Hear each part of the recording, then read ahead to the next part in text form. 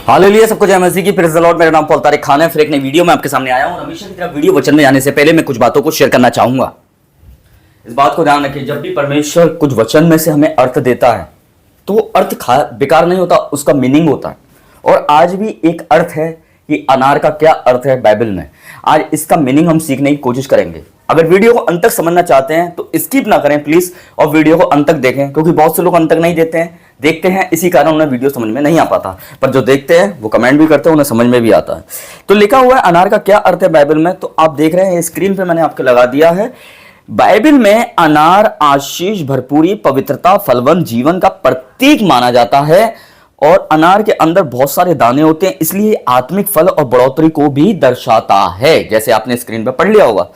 तो अनार पहला क्या है? अनार भरपूरी का चिन्ह है। मैंने दूसरा स्क्रीन शॉट लगाया है ना, दूसरा लगाया मैंने ये।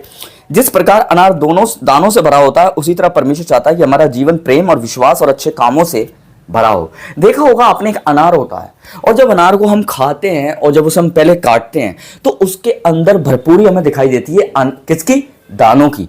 कि वो दानों से बड़ा भरपूर होता है और रस होता है और लाल भरा होता है।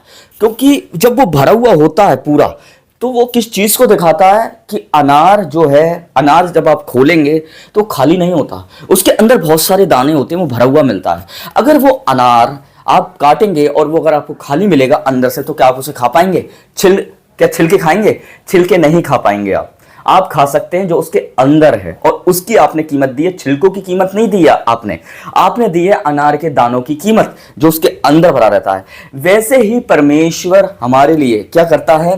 वैसे ही परमेश्वर चाहता है कि जैसे एक अनार दानों से भरपूर होता है ना, रस से भरपूर होता है, वैसे ही हमारा जीवन भी प्रेम, संयम, कृपा, भलाई, पवित्रता से क्या हो?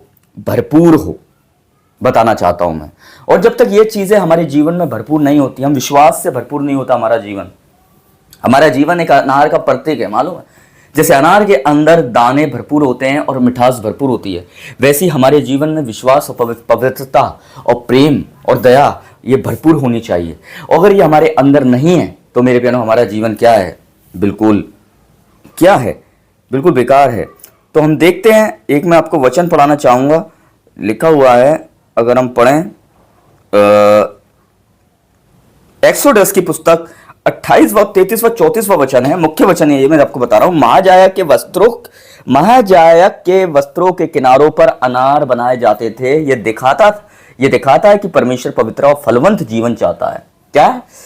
एक्सोडस, निर्गमन की पुस्तक 28वां अध्याय 33वां 34वें पद में अनार का जिक्र दिया है। जब वो महायाजकों के वस्त्रों को पहनाया जाता था तो उन वस्त्रों पे क्या एक नक्काशी करी जाती थी, और उस पे वो नक्काशी किस चीज की रहती थी?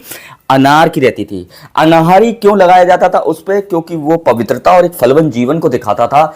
इसलिए एक्सोडस की किताब निर्गमन में 28 और 33वें 34वें वचन में हम जाके देखते हैं कि वहां जब महायाजकों को कपड़े पहनाए जाते थे तो उनकी जो डिजाइन होती थी कपड़ों में, तो वो उसमें अनार लगा होता था। क्योंकि अनार भरपूरी को दिखाता है। अनार क्या दिखाता है? एक फलवंत जीवन को दिखाता है।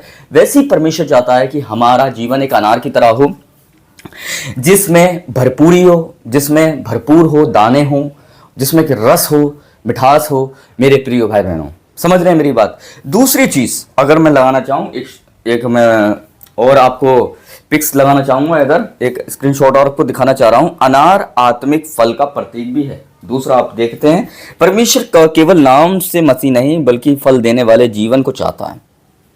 खाली नाम का मसीह नहीं चाहता परमेश्वर, खाली वो नाम का अनार ना हो, खाली वो नाम का मसीह ना हो, पर उसका एक जीवन क्या हो? फलवंत हो। उसका जीवन क्या हो? फल देने वाला हो। अगर अनार अपने के अंदर दाने ही ना हो तो वो अनार किस काम का? आप मुझे बताइए, क्या आप उसकी कीमत देंगे? क्या आप उसकी कीमत पे करेंगे? बिल्कुल नहीं करेंगे। क्यों? क्योंकि वो क्या नहीं है, वो अंदर से अनार वो खाली है। इसलिए हम देखते हैं, हम कोई भी अनार लें पर वो दानों से अंदर क्यों भरा रहता है? क्योंकि उसकी अपनी पर्सनैलिटी यही है, उसका अपना एटीट्यूड यही है, उसका अपना नेचर यही है कि वो अनार कभी खाली नहीं होता, अंदर से दानों से भरपूर होता है। वैसे ही परमेश्वर हमें अनार, जैसे अनार दानों से भरपूर होता है, वैसे ही परमेश्वर एक अनार की तरह हमारे जीवन को भी देखना चाहता है कि हमारा जीवन भी प्रेम और विश्वास और कृपा, पवित्रता और भलाई से भरपूर होना चाहिए। इसलिए साम्स में लिखा हुआ है, उस वर्ष के समान वह, साम्स 1:3, वह उस वर्ष के समान है जो बहते जल के पास लगाया गया हो पर और समय पर फल लाता हो। अब तीसरी चीज मैं आपके सामने लगाना चाहूंगा जो आप पढ़ रहे होंगे। तीसरी चीज, hallelujah, praise the Lord, thank you Jesus. तीसरी चीज जो है, अनार आत्मिक फल का प्रतीक भी है। अनार क्या है? एक आत्मिक फल के प्रतीक को भी दिखाता है। लिखा हुआ है, अगर हम पढ़ते हैं, महायाजकों के वस्त्रों पर अनार होता, ये बताता है कि परमेश्वर का सेवक पवित्र और समर्पित होना चाहिए। मेरे प्रिय भाई बहनों, अनार के अंदर क्या होते हैं? दाने भरपूर होते हैं, और ये दाने इस चीज को साबित करते हैं कि एक अनार खाली नहीं होता। वैसे ही ये दाने में ये एग्जाम्पल परमेश्वर ने अनार से क्यों दिया और किसी चीज से क्यों नहीं दिया? क्योंकि अनार के अंदर दाने भरपूर होते हैं, इसलिए परमेश्वर ने एग्जाम्पल भी अनार का ही दिया। परमेश्वर अनार एक अनार नहीं, अनार एक भरपूरी को दिखाता है कि वो भरपूर है। वैसे ही हमारे जीवन के अंदर भी भरपूरी होनी चाहिए। जैसे कि अनार के अंदर दानों की भरपूरी होती है, वैसे ही हमारे अंदर एक प्रेम और पवित्रता की भरपूरी होनी चाहिए। और ये हमारे आत्मिक फल को भी दिखाता है। और अनार इस चीज़ को बताता है कि एक सेवक को समर्पित और पवित्र होना चाहिए, पवित्रता से भरपूर और समर्पण से भरपूर होना चाहिए, जैसे एक अनार होता है।